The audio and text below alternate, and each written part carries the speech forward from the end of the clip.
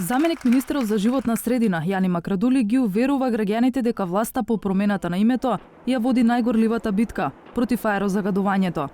Извор на проблемот се домакинствата кои несоодветно се загреваат, пошто следува транспортот, индустријата и отпадот. Макрадули ги демантира ранг листите со кои нашите градови се искачуваат на светскиот врв по загаденост на воздухот и повика граѓаните да не се потпираат намерења, откако што рече Алибаба сензори. Сите директиви на Европската Унија, посебен план за приклучување на парно, стимулирање на субвенции за инвертори, одат во тој правец. Не постои механизам да го земите воздухот и да го однесете некаде. И затоа овој план, аргументирам, е добар, зашто е тоа единствената мерка да се справите со изворите на загадување. Од 90% од градовите во земјите членки на ЕУ, граѓаните дишат воздух со зголемени негативни концентрации.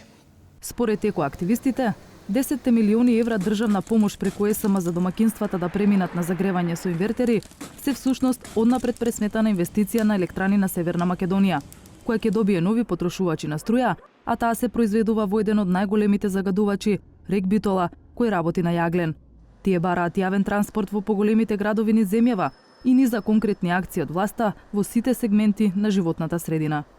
Имаше закон за налепници кој во последен момент се промени од страна на политичарите кои рекоа налепниците може да се стават на коли, не мора да се стават. Но законот треба да гласи дека мора да се стават. Мора да знаеме кои возила загадуваат и не треба тие да се во сообраќајот. Веднаш треба да запре изградбата на мали хидроелектрани во внатрешноста или пак самите граници на заштитените подрачја.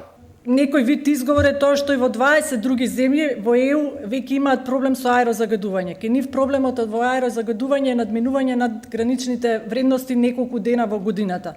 Ке нас имаме надминување не само во препорачаните 35 дена, него имаме надминување фактички во 300 дена во годината. Каква е состојбата на локално ниво, опиша градоначалникот на Куманово. Имаме технички проблеми. Средства се потребни на општините за да можат да функционираат и овој проблем ние не можеме без државата заедно да го решиме.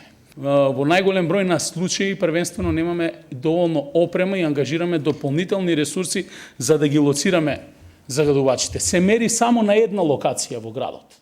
Убедување дека не загадува ниту депонијата Дрисла стигна и од директорот Горан Ангелов.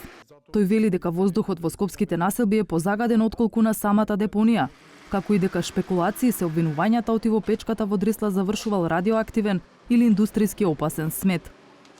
Сепак, во последниот годишен извештај на Министерството за животна средина е наведено оти лани индустријата пријавила увоз на 2500 тони опасен отпад, но нема конкретно објаснување што тој содржи. Власта уверува дека во предстојниот период ќе вложи напори сите јавни институции да преминат на еколошко загревање, а очекуваат долгорочни резултати од гасификацијата. Аргументирањата за и против државните мерки за почист воздух беа дел од дебатата во рамки на кампањата за подобра животна средина "Не игнорирај, реагирај".